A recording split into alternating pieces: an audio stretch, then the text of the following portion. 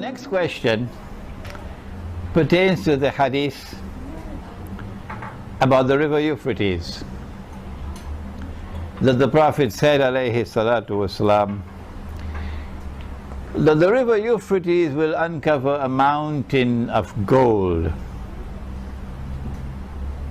and that people will fight over that gold, and that 99 out of every 100 would be killed, and everyone will be saying, I hope I will be the one who will survive. But the Muslims must not touch that gold. And I have lectured on the subject and offered an opinion. And my opinion is that this is not to be understood literally. No. That we don't have to wait until the river dries up, and then from underneath the river will emerge a mountain of the metal. No. I'm saying that what is lying underneath the river in that entire basin is oil. And while there's oil in the North Sea, you don't have to remind me of that. And while there's oil in Nigeria, and while there's oil in Venezuela, and oil in the United States, and lots of oil in Russia, it is this oil, the one in the basin underneath the river Euphrates, this is the oil which is destined to function as gold. Gold has always been money. Money, dinar. And so the Prophet alayhi salatu wasalam is saying that a mountain of gold is going to emerge from the river Euphrates, meaning that the oil that is going to be discovered in that area is destined to function as gold. Not the North Sea oil, not the oil in Venezuela. You don't have to remind me that there's oil in Venezuela. I know that. It is this oil which is destined to function as gold. And that is why it was said a mountain of gold. And this is my opinion. Don't touch it. Oh, but gold is halal. Allah created gold as halal. Why should I not touch gold? Is there any sane reason? Any rational explanation for me not touching gold that Allah made halal? And there's a hadith that in Akhirul Zaman the earth is going to vomit. The earth is going to vomit from its liver columns of gold and silver. Why should I not touch that gold? No, it's not to be understood literally. What happened was that the Western world, the Zionist world, in search of achieving their ultimate objective of creating one world government that will rule over the whole of mankind, so that Dajjal could then rule over mankind from Israel. That's the strategy. To bring all of mankind together, globalization in a one world government.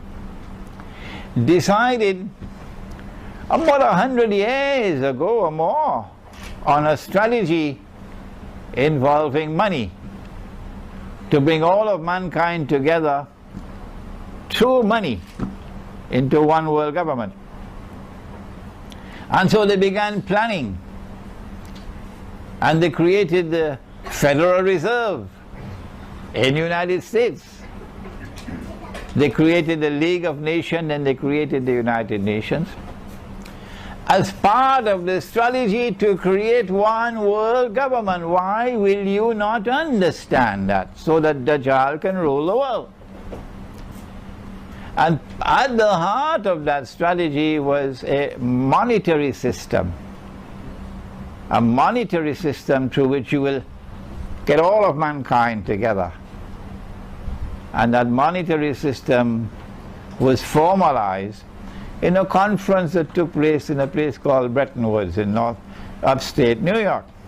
And they brought the paper money into being, backed by gold, only the US dollar, only the US dollar, backed by gold. And all the rest of the paper money in the world having no, no backing by gold. And even the US dollar is redeemable at $35 an ounce, but only governments can bring their dollars to Uncle Sam to have it redeemed into gold at $35 an ounce. But that was only window dressing, that was only dust in our eyes. And in 1971, I believe it was France that brought the money to ask the US dollar, the US government to give us the gold. And the US government knew the game was up. It was a game of deception. The paper was bogus, it's fraudulent, it's haram. How many times must I say that? When will the scholars of Islam wake up and study the subject? If you study the subject, it's so easy to understand that the paper money that they brought to us was bogus, was fraudulent, was utterly haram. Why is it so difficult for them to understand it? But no, don't listen to Imran Hussein. No. In 1971, the United States had to renege on its obligations under Bretton Woods. So no, we're not going to redeem dollars for gold. And so now the US dollar could collapse. From the time there's any knock to the system and confidence is beginning to wane, the US dollar will lose value. So they had to think of something quick. And this is what they did.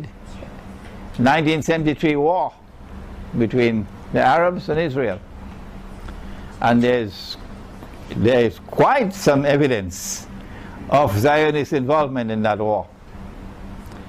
And then there was the oil embargo that the Arabs imposed upon the United States.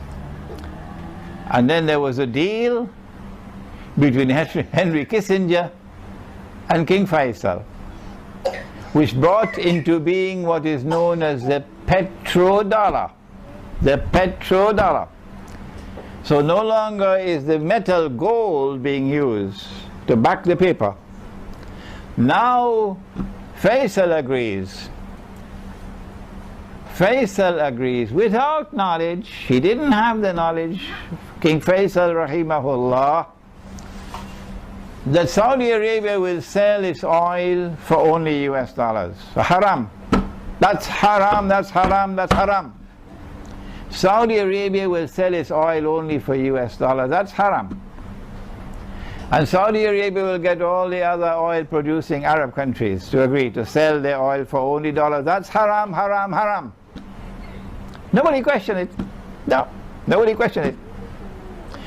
And this agreement to sell oil for dollars, since oil is the largest commodity traded in the world market, established for the United States dollar a demand that allowed it to survive and flourish.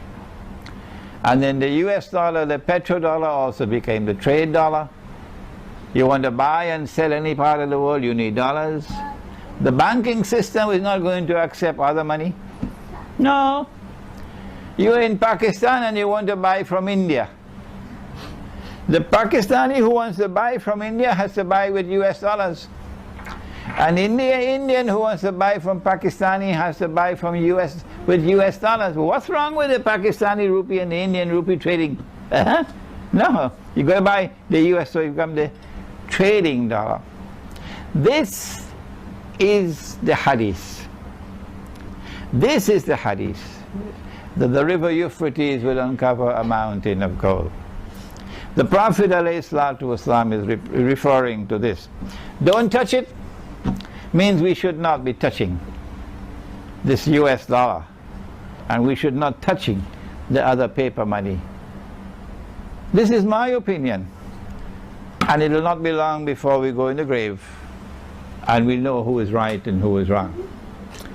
But those who insist on waiting for the mountain of gold to come out of the river, and I'm not speaking sarcastically about them, there's no need for them to respond to me with boxing gloves. In fact, it's too late for that now. They have the right to wait for the mountain of gold to come out of the river.